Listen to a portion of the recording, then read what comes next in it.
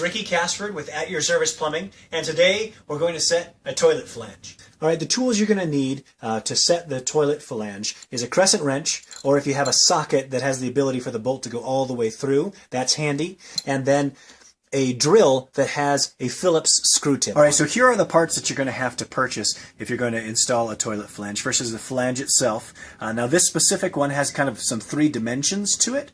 If you think about this closet bolt has to stick in and slide, and so the 3 dimensions help a little bit. They do make them that are all one piece, but it's a little more difficult for that to slide through the track there.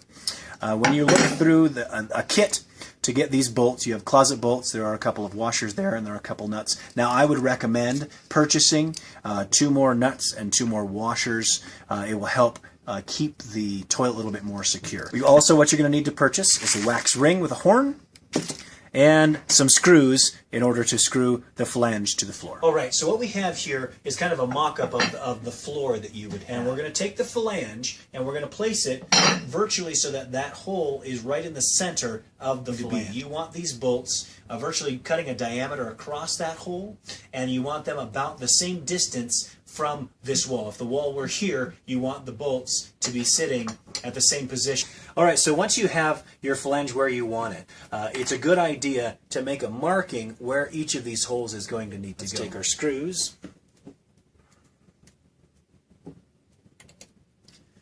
and drill this down. There we are. See, it moved a little bit. I'm just going to move it just a little bit back. There we go.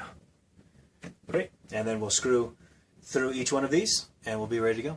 All right, so now that the flange is secured down to the floor in the position we want it to, we're going to take these closet bolts and insert them into the groove, and it's going to slide all the way to the end of the groove. Now keep in mind, these have wings on them intentionally so that they can sit this direction on the ring here in your flange. So we're going to put that down. We're going to put a washer down, and we're going to put a nut on it. This part secures those closet bolts, so as you're trying to put the toilet on, they're not moving around on you and causing a big problem.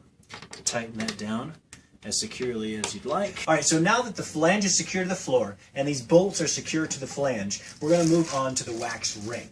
What this is, here is what we call horn, and the wax around it needs to be kind of soft. It needs to be a little bit warm. If it is too cold, when the pressure of the toilet goes onto the wax, it's possible for it to crack. And you don't want that because that gives another opportunity for a leak.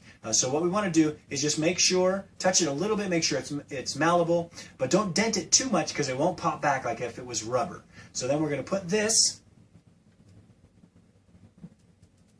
on top of the hole. Now if you have an inset dirty arm, say you have like some laminate or something that makes it sit up a little bit, you may need a second ring of wax. Now this one doesn't have that horn on it, but what it does is it sets right on top of the other ring. Now you don't want to leave it there because when the pressure of the toilet comes, it could move. It could slip right off. So you want to mold it down, kind of like Play-Doh, into one piece so that you have one wax ring. And then, once that is set, you're ready to bring the toilet in. Okay, so now that the wax ring is ready and everything is set down here, I'm going to take the toilet and I'm going to line up these holes here with these bolts.